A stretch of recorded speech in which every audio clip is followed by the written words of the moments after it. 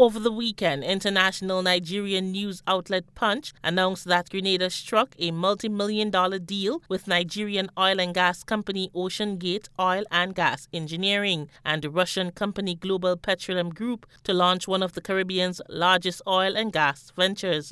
OceanGate Oil and Gas Engineering CEO Dr. Aisha Achimagu, in a statement on Saturday, explained that the partnership seeks to develop Grenada's hydrocarbon reserves, paving the way for the island to emerge as a major energy hub in the Caribbean. Another article released on the Nigerian website Billionaire African indicates that the project is valued at approximately $1.8 billion, with the potential to reach $8 billion. The 38-year production sharing agreement with Grenada's government covers over 7,500 square kilometers of offshore blocks. Achimagu's connection to Grenada runs deeper than business, as she also chose Grenada as the location for her luxurious 50th birthday party on Calivili Island and Silver Sands Resort in January. The NDC administration seems to be tight-lipped about the new revelation. The GBN News team made several attempts to confirm the announcement by the Nigerian news outlets, but these proved futile.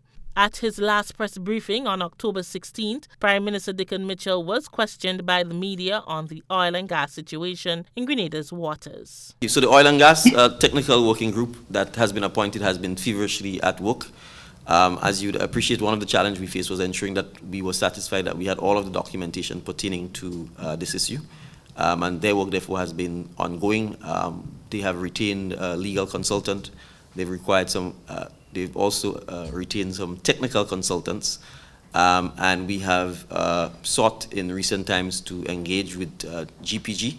So there's been some exchanges of correspondence with them. We expect that in the coming months we will look to sit with them and get a clear understanding of their understanding of the current contractual obligations that they have to us and all contractual obligations that we have to them.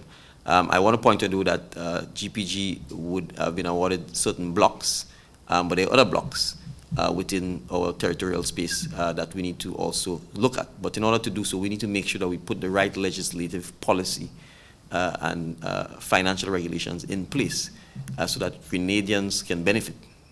So it's a lot of rigorous, highly technical work, hence the reason for a technical working group. To be able to get us to the point where we can come back to the public to say this is what we found, this is what we understand the government's contractual obligations are, this is what we understand GPG's contractual obligations are, this is how we will expect to move forward.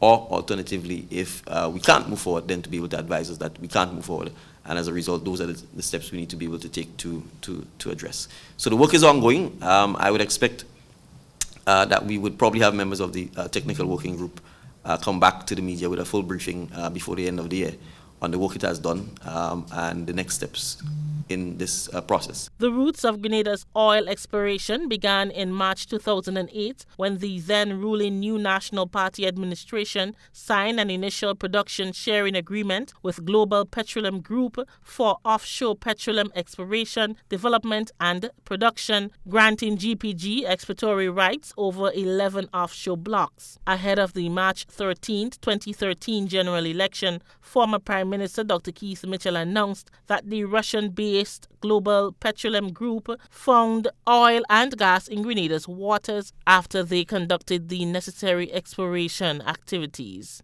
Rena P. Thomas, GBN News.